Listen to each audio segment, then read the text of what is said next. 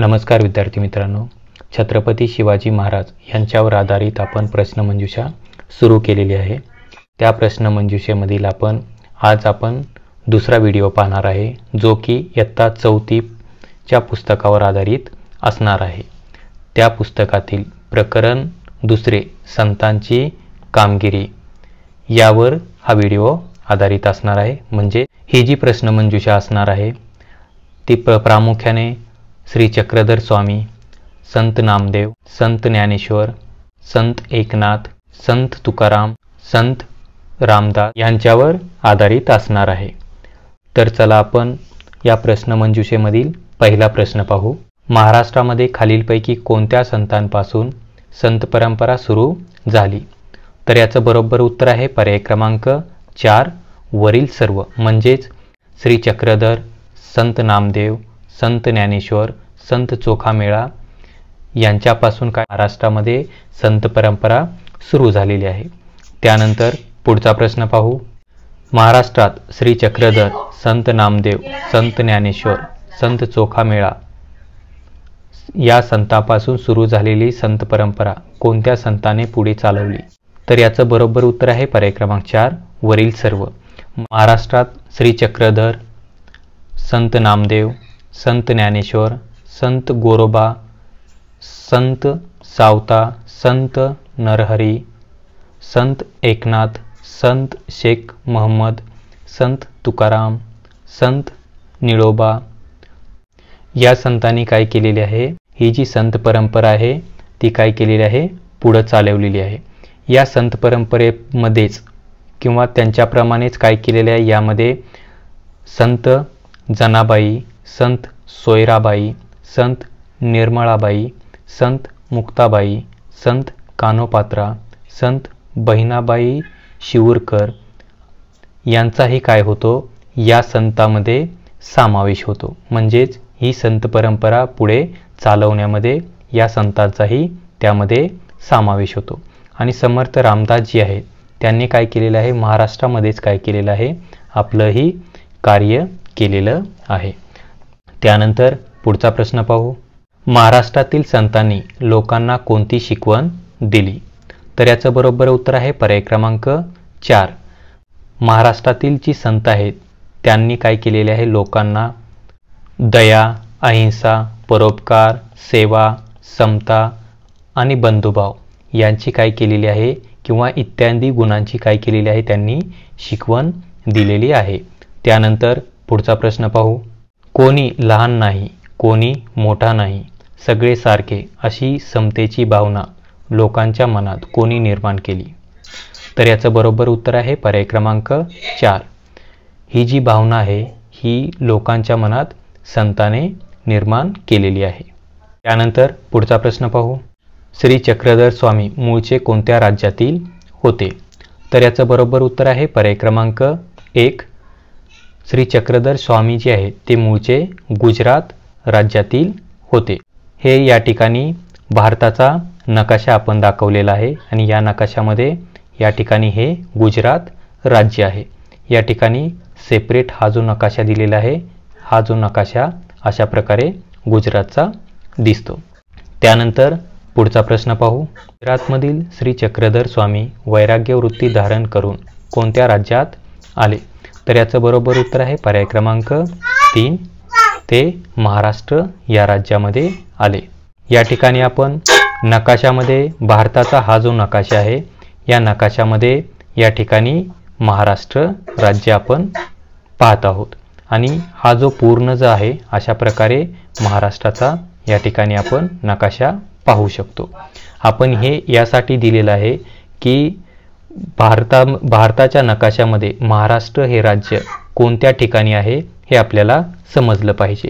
आणि गुजरात राज्यही आपल्याला समजलेलं आहे की ती नकाशा स्वरूपात आपण दाखवलेलं होतं।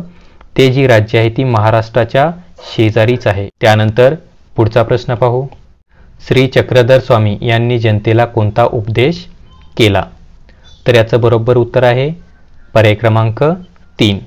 श्री चक्रधर स्वामी जे आहेत त्यांनी जनतेला समतेचा उपदेश केला। त्यांना स्त्री पुरुष जातीपाती हे जी भेदभाव होते ते मान्य नव्हते. अशा प्रकारे त्यांच्या या कृतीतून त्यांनी काय केलेलं आहे, त्यांनी जनतेला काय केलेलं आहे, समतेचा उपदेश केलेला आहे. आणि त्यामुळेच काय झालेलं आहे, त्यांना अनेक प्रकारचे त्यांना अनुयायी मिळालेले आहेत. त्यामध्ये स्त्री आणि पुरुषांचाही समावेश आहे. त्यानंतर पुढचा प्रश्न पाहू. मागच्या प्रश्नामध्ये चक्रधर स्वामीजी होते, त्यांना अनेक अनुयायी मिळाले असे आपण म्हटलं होतं. म्हणजे अनुयायी म्हणजे काय या ठिकाणी आपण पाहू. तर याचं बरोबर उत्तर आहे पर्याय क्रमांक 4.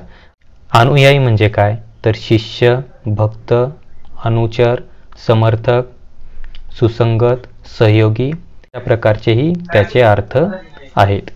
त्यानंतर पुढचा प्रश्न पाहू. श्री चक्रधर स्वामी यांनी कोणत्या पंथाची स्थापना केली, तर याचं बरोबर उत्तर आहे पर्याय क्रमांक 1. श्री चक्रधर स्वामी यांनी महानुभाव पंथाची स्थापना केलेली आहे. त्यानंतर पुढचा प्रश्न पाहू. आता जी प्रश्न पाहिलेला आहे तोच वेगळ्या प्रकारेही कसा विचारला जाऊ शकतो पाहू आपण. महानुभाव पंथाची स्थापना कोणी केली, तर याचं बरोबर उत्तर असणार आहे महानुभाव पंथाची जी स्थापना केलेली आहे ती कोणी, श्री चक्रधर स्वामी यांनी महानुभाव पंथाची स्थापना केलेली आहे.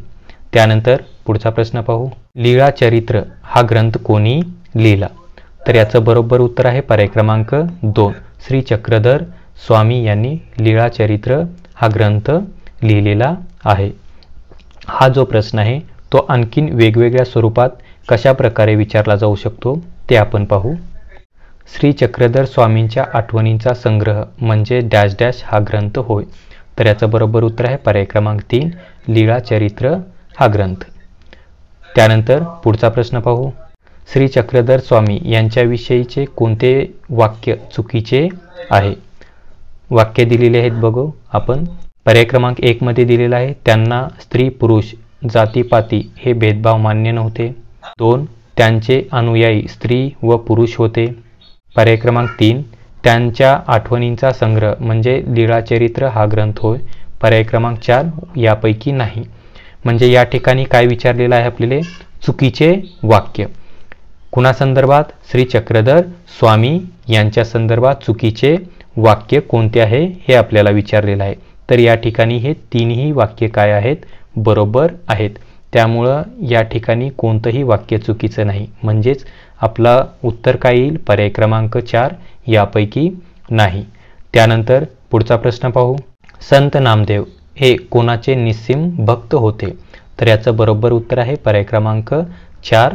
विठ्ठलाचे ते भक्त होते. त्यानंतर पुढचा प्रश्न पाहू.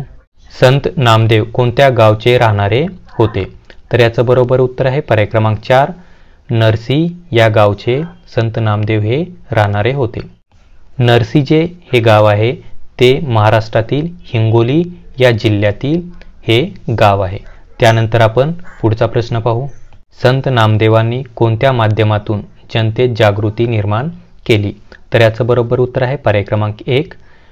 संत नामदेवांनी काय केलेलं आहे, कीर्तनाच्या माध्यमातून जनतेमध्ये जागृती निर्माण करण्याचं कार्य केलेलं आहे.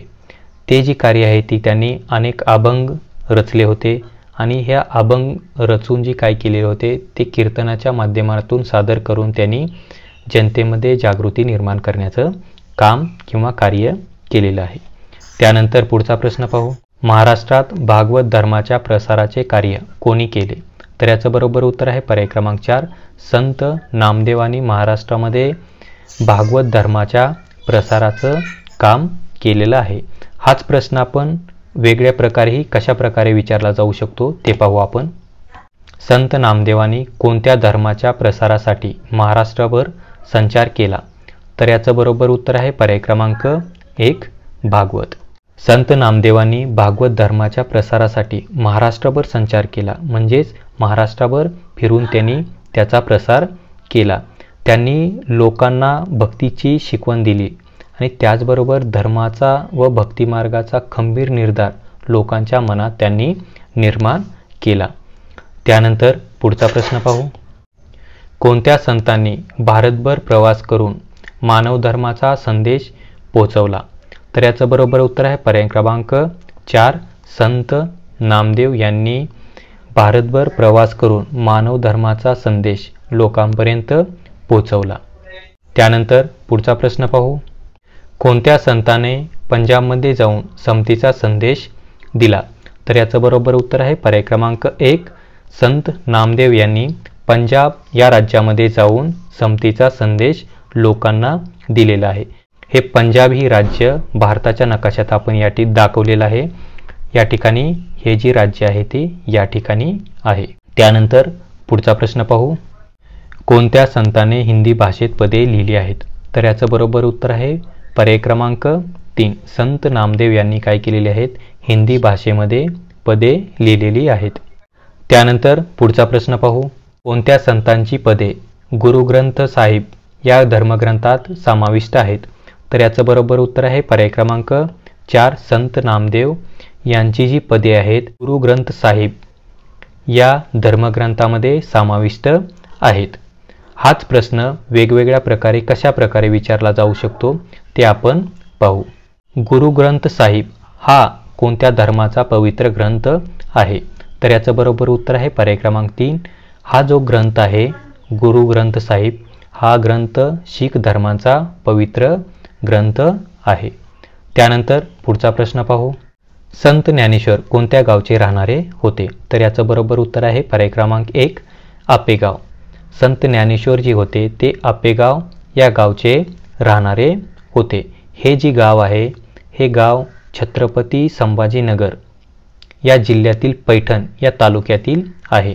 छत्रपती संभाजीनगर याचं पूर्वीचं नाव औरंगाबाद असं होतं.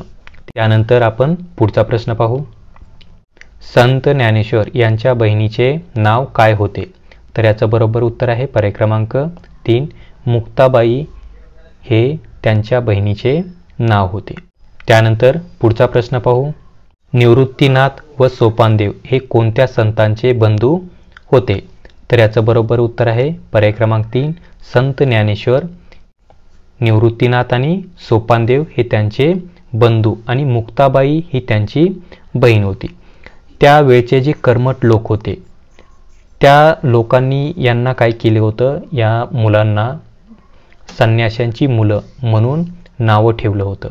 त्याचं जे कारण होतं ती त्यांचे जे वडील होते म्हणजेच संत ज्ञानेश्वर जे होते त्यांचे जे वडील होते त्यांनी संन्यास घेतला होता आणि ते घर सोडून गेले होते. पण काय केलं पुढं त्यांनी की आपल्या गुरुच्या आज्ञेवरून ते परत घरी आले आणि संसार करू लागले.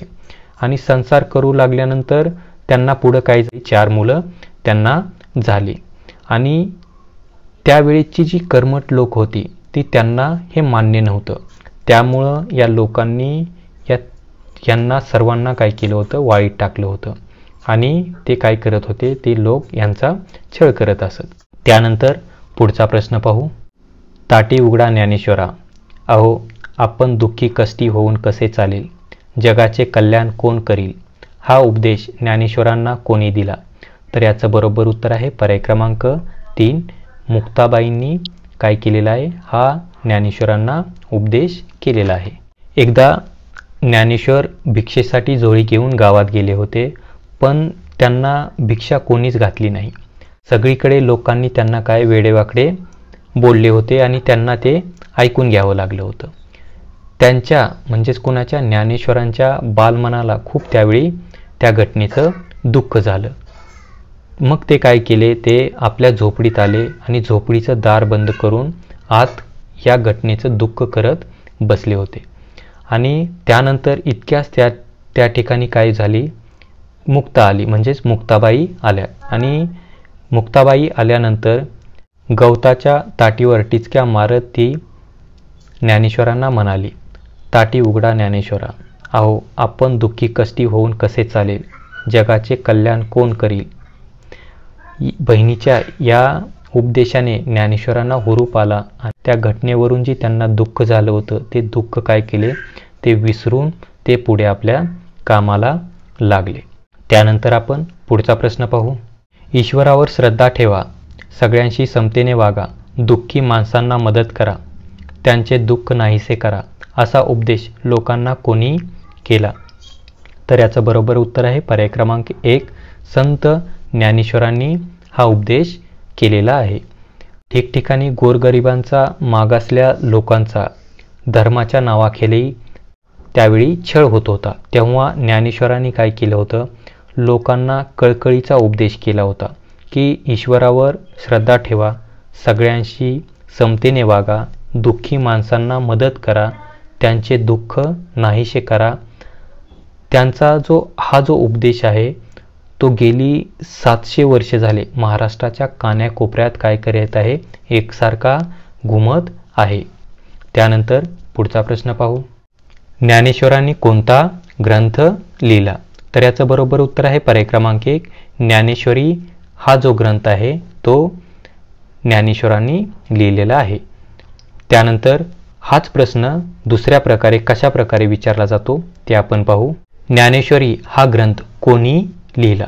तर याचं बरोबर उत्तर आहे पर्याय क्रमांक 4, संत ज्ञानेश्वरांनी ज्ञानेश्वरी हा ग्रंथ लिहिलेला आहे. त्यानंतर पुढचा प्रश्न पाहू. ज्ञानेश्वरांनी कोणत्या भाषेतून ज्ञानेश्वरी हा ग्रंथ लिहिला? तर याचं बरोबर उत्तर आहे पर्याय क्रमांक 1, संत ज्ञानेश्वरांनी ज्ञानेश्वरी हा जो ग्रंथ आहे तो मराठी भाषेतून लिहिलेला आहे. कारण ज्ञानेश्वरांचे जो काळ होता, तत्कालीन त्यांचा जो काळ होता, त्या काळातील धर्माचे ज्ञान जे होते ते संस्कृत भाषेमध्ये होते आणि ते त्या संस्कृत ग्रंथामध्येच काय झालेलं होतं, बंदिस्त झालेलं होतं. ही जी भाषा होती संस्कृत, त्यावेळी सर्व लोकांना अवगत नव्हती, म्हणजेच समजत नव्हती किंवा त्याविषयी त्यांना ज्ञान नव्हतं. त्यामुळं काय होतं की ते जी ज्ञान आहे ती ज्ञान सर्वसामान्य लोकांना पर्यंत ते पोहोचत नव्हतं. त्यामुळे काय झालं की त्यावेळेची जी भाषा होती ती काय होती, व्यवहार म्हणजे सर्वसामान्य लोकांची आणि बोलण्याची आणि व्यवहाराची जी भाषा होती ती मराठी होती. त्यामुळे काय ज्ञानेश्वरांनी आपला जो ग्रंथ आहे ज्ञानेश्वरी हा मराठी भाषेमध्ये लिहिला आणि हा ग्रंथ लिहून काय केलं, धर्माच्या ज्ञानाचे जी भांडार आहे त्यांनी सर्वसामान्य लोकांना काय केलेलं आहे, खुलं करून दिलं आणि त्यामधूनच काय केलं, लोकांना बंधुभावाची त्यांनी शिकवण दिली. त्यानंतर पुढचा प्रश्न पाहू. ज्ञानेश्वरांनी कोणत्या ठिकाणी जिवंत समाधी घेतली? तर याचं बरोबर उत्तर आहे पर्याय क्रमांक 1, ज्ञानेश्वरांनी तरुण वयातच पुण्याजवळ आळंदी या ठिकाणी काय केलेले आहे, जिवंत समाधी घेतलेली आहे. आजही लाखो जी भक्त आहेत त्यांचे मोठ्या भक्तिभावाने ते म्हणजे दरवर्षी आषाढी आणि कार्तिकीला आळंदी पंढरीला जात असतात. त्यानंतर पुढचा प्रश्न पाहू. संत नामदेव व संत ज्ञानेश्वर यांच्या कार्याची परंपरा कोणत्या संताने पुढे चालवली? तर याचं बरोबर उत्तर आहे पर्याय क्रमांक 1, संत एकनाथांनी काय केलेलं आहे, संत नामदेव व संत ज्ञानेश्वर यांच्या कार्याची परंपरा पुढे चालवलेली आहे. हाच प्रश्न दुसऱ्या प्रकारे कशा प्रकारे विचारला जातो ते आपण पाहू. संत एकनाथांनी कोणत्या संतांच्या कार्याची परंपरा पुढे चालवली? तर याचं बरोबर उत्तर असणार आहे पर्याय क्रमांक 3, 1 व 2 म्हणजे संत नामदेव व संत ज्ञानेश्वर यांच्या कार्याची परंपरा जी आहे ती संत एकनाथांनी पुढे चालवलेली आहे. त्यानंतर पुढचा प्रश्न पाहू. संत नामदेव कोणत्या ठिकाणचे राहणारे होते? तर याचं बरोबर उत्तर आहे पर्याय क्रमांक 2, संत नामदेव जी होते ती पैठण या ठिकाणचे राहणारे होते. हे जे ठिकाण आहे ते सध्याच्या महाराष्ट्रातील सध्याच्या छत्रपती संभाजीनगर या जिल्ह्यामधील आहे. त्यानंतर पुढचा प्रश्न पाहू. संत नामदेव यांनी कोणत्या मार्गाचा प्रसार केला? तर याचं बरोबर उत्तर आहे पर्याय क्रमांक 3, संत नामदेव यांनी भक्ती मार्गाचा काय केलेला आहे, प्रसार केलेला आहे. त्यानंतर पुढचा प्रश्न पाहू. संत नामदेव यांनी काय लिहिले आहे? तर याचं बरोबर उत्तर आहे पर्याय क्रमांक 4, त्यांनी अभंग, ओव्या आणि भारुडे ही काय केलेली आहेत, लिहिलेली आहेत. त्यानंतर पुढचा प्रश्न पाहू. कोणताही उच्च नीच भेदभाव मानू नका असा लोकांना उपदेश कोणी केला? तर याचं बरोबर उत्तर आहे पर्याय क्रमांक 1, संत एकनाथ यांनी हा उपदेश केलेला आहे. त्यांनी भक्तीचा मोठेपणा लोकांना पटवला, गोरगरिबांना, मागासल्या लोकांना त्यांनी जवळ केले. इतकेच नाही तर मुक्या प्राण्यांना देखील त्यांनी दया केली. प्राणीमात्रावर दया करा असाही लोकांना त्यांनी उपदेश केला. संत एकनाथ जसे बोलत होते तसेच ते काय करत होते, वागतही होते. त्यानंतर पुढचा प्रश्न पाहू. स्वतःच्या आचरणातून कोणत्या संतांनी समतेची व ममतेची भावना लोकांच्या मनावर बिंबवली? तर याचं बरोबर उत्तर आहे पर्याय क्रमांक 2, संत एकनाथ. या प्रकरणामध्ये एक उदाहरण त्या संदर्भात दिलेलं आहे की संत एकनाथजी होते ते एका दिवशी गोदावरी नदीवर स्नानासाठी म्हणजेच काय आंघोळीसाठी गेले होते. ती दुपारची वेळ होती. ऊन रखरखत होतं, त्यामुळं वाळवंट तापलेलं होतं. त्या तापलेल्या वाळवंटावर एक पोरके पोर रडत बसले होते आणि त्याच्या रडण्याचा जो आवाज आहे तो काय झाला, एकनाथांना ऐकू आला. आणि ऐकू आल्यानंतर त्यांनी त्या ठिकाणी काय केलं की जवळ कोण आहे का त्या बाळाच्या, ते इकडे तिकडे त्यांनी त्यावेळी पाहिलं. पण त्यावेळी त्यांना त्या मुलाच्या जवळ कोणीही दिसलं नव्हतं. त्यामुळं काय केलं त्यांनी त्या ठिकाणी त्या बाळाजवळ ते धावत गेले आणि ते जे पोर होतं त्याला त्यांनी काय केलं, उचलून कडेवर घेतलं आणि ते रडत होतं. त्याला शांत करून त्याचे डोळे पुसले आणि त्याच्या घरी त्यांनी त्याला सुखरूप पोच केलं. अशा रीतीने त्यांनी काय केलेलं आहे, स्वतःच्या आचरणातून एकनाथांनी समतेचा व ममतेची जी भावना आहे ती लोकांच्या मनावर बिंबवलेली आहे. त्यानंतर पुढचा प्रश्न पाहू. शिवाजी महाराज यांच्या काळात कोणते संत होऊन गेले? तर याचं बरोबर उत्तर आहे पर्याय क्रमांक 4. शिवाजी महाराज यांच्या काळात संत तुकाराम व संत रामदास हे संत होऊन गेले. त्यानंतर पुढचा प्रश्न पाहू. संत तुकाराम हे कोणत्या ठिकाणचे राहणारे होते? तर याचं बरोबर उत्तर आहे पर्याय क्रमांक 1. संत तुकाराम जे आहेत ते देहू या ठिकाणचे राहणारे होते. हे देहू जे आहे ते सध्याच्या पुणे या जिल्ह्यातील ठिकाण आहे. त्यांच्या घरी जी होती ती शेतीभाती होती, तसंच त्यांच्या घरी किराणा मालाचंही दुकान होतं. कुणाच्या? संत तुकाराम यांच्या. त्यानंतर पुढचा प्रश्न पाहू. संत तुकारामांनी आपल्या वाटणीची कर्जखते कोणत्या नदीमध्ये बुडवली आणि अनेकांना कर्जमुक्त केले? तर याचं बरोबर उत्तर आहे पर्याय क्रमांक 1. इंद्रायणी नदी. त्यांचे वाडवडील जी होते ते आडल्या नल्ल्यांना कर्ज देत होते, पण तुकारामांनी आपल्या वाटणीची जी कर्जखते होती ते इंद्रायणी नदीमध्ये बुडवले आणि त्यांनी काय केलं, अनेक लोकांना कर्जमुक्त करून टाकलं होतं. आणि ते काय करत होते, जवळच्या डोंगरावर जाऊन ते नेहमी विठ्ठलाचे भजन करत असत. त्यानंतर पुढचा प्रश्न पाहू. संत तुकाराम लोकांना कशाची शिकवण देत समतेचा उपदेश करत? तर याचं बरोबर उत्तर आहे पर्याय क्रमांक 4. संत तुकाराम जी होते ती आषाढी कार्तिकीला पंढरीला जात असत. ते कीर्तन करत असत, अभंग रचत होते आणि ते अभंग लोकांना, ते त्यांनी जी रचलेले जे अभंग आहे ते लोकांना म्हणून दाखवत असत आणि हजारो लोक जे आहेत त्यांच्या कीर्तनाला येत असत. त्याचबरोबर त्यांच्या कीर्तनाला छत्रपती शिवाजी महाराज हे सुद्धा येत होते.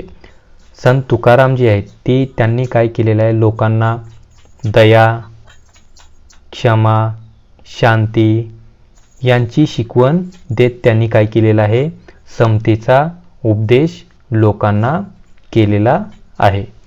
त्यानंतर पुढचा प्रश्न पाहू. जे का रंजले गांजले त्यासी मने जो आपुले, तोची साधू ओळखावा देव तेथेची जाणावा. हा संदेश लोकांच्या मनावर कोणत्या संतांनी बिंबवला? तर याचं बरोबर उत्तर आहे पर्याय क्रमांक 4. संत तुकाराम यांनी हा जो संदेश आहे ते लोकांच्या मनावर बिंबवला आणि लोकांच्या मनात त्यांनी विचार जागे केले आणि लोक संत तुकारामांचा काय करू लागले, यामुळं जय जयकारही करू लागले. त्यानंतर पुढचा प्रश्न पाहू. कोणत्या संतांना ज्ञानबा असे म्हणत? तर याचं बरोबर उत्तर आहे पर्याय क्रमांक 3. संत ज्ञानेश्वरांना ज्ञानबा असे म्हणत. आजही जर महाराष्ट्रभर आपण पाहिलं तर आपल्याला ज्ञानबा तुकाराम हा जयघोष ऐकू येतो. यामधले ज्ञानबा म्हणजेच काय आहेत? संत ज्ञानेश्वर हे आहेत. त्यानंतर पुढचा प्रश्न पाहू. तुकाराम गाथा हा ग्रंथ कोणी लिहिला? तर याचं बरोबर उत्तर आहे पर्याय क्रमांक 4 संत तुकाराम यांनी काय केलेलं आहे? तुकाराम गाथा हा ग्रंथ लिहिलेला आहे. तुकाराम गाथा याला तुकारामाची गाथा असंही म्हटलं जातं. हा जो ग्रंथ आहे एक काव्य रचना आहे. महाराष्ट्रामध्ये आजही हा जो ग्रंथ आहे तो घरोघरी वाचला जातो. त्यानंतर पुढचा प्रश्न पाहू. जय जय रघुवीर समर्थ हे प्रसिद्ध वचन कोणत्या संतांचे आहे? तर याचं बरोबर उत्तर आहे पर्याय क्रमांक 2 संत रामदास यांचे हे प्रसिद्ध वचन आहे. या ठिकाणी अशा प्रकारेही प्रश्न विचारला जाऊ शकतो की वचन या ठिकाणी हा शब्द बदलून गर्जना, नारा, आरोळी, जयघोष म्हणजेच या ठिकाणी आपण हे शब्द दिलेले आहेत. गर्जना, नारा, आरोळी, जयघोष असेही शब्द टाकून काय केला जातो? हा प्रश्न विचारला जाऊ शकतो. त्यानंतर पुढचा प्रश्न पाहू. समर्थ रामदास यांचा जन्म कोणत्या ठिकाणी झाला? तर याचं बरोबर उत्तर आहे पर्याय क्रमांक 1 समर्थ रामदास जो आहे यांचा जन्म जांब या ठिकाणी झालेला आहे. त्यानंतर पुढचा प्रश्न पाहू. समर्थ रामदास यांचे जन्म ठिकाण जांब हे कोणत्या नदीच्या काठी वसलेले आहे? तर याचं बरोबर उत्तर आहे पर्याय क्रमांक 3 समर्थ रामदास यांचे जन्म ठिकाण जांब जे आहे ते गोदावरी नदीच्या काठी वसलेलं आहे. त्यानंतर पुढचा प्रश्न पाहू. समर्थ रामदास यांचा जन्म कोणत्या दिवशी झाला? तर याचं बरोबर उत्तर आहे पर्याय क्रमांक 1 समर्थ रामदास यांचा जन्म रामनवमीच्या दिवशी झालेला आहे. त्यानंतर पुढचा प्रश्न पाहू. समर्थ रामदास यांचा जन्म कोणत्या जिल्ह्यात झाला? तर याचं बरोबर उत्तर आहे पर्याय क्रमांक 2 समर्थ रामदास यांचा जन्म जालना या जिल्ह्यात झालेला आहे. म्हणजे त्यांचं जे जन्म ठिकाण जाम जे आहे हे गाव हे जालना या जिल्ह्यामध्ये आहे. त्यानंतर पुढचा प्रश्न पाहू. समर्थ रामदास यांचे मूळ नाव काय आहे? तर याचं बरोबर उत्तर आहे पर्याय क्रमांक 3 समर्थ रामदास यांचे मूळ नाव नारायण असे होते, पण त्यांनी स्वतःला रामाचा दास म्हणू लागले. त्यानंतर पुढचा प्रश्न पाहू. नारायण सूर्याजीपंत ठोसर हे नाव कोणत्या संताचे आहे? तर याचं बरोबर उत्तर आहे पर्याय क्रमांक 2 संत रामदास यांचे हे पूर्ण नाव आहे. त्यानंतर पुढचा प्रश्न पाहू. दासबोध हा ग्रंथ कोणी लिहिला? तर याचं बरोबर उत्तर आहे पर्याय क्रमांक 2 समर्थ रामदास. समर्थ रामदास यांनी दासबोध हा ग्रंथ लिहिला आणि या ग्रंथाच्या माध्यमातून लोकांना त्यांनी मोलाचा असा उपदेश केला.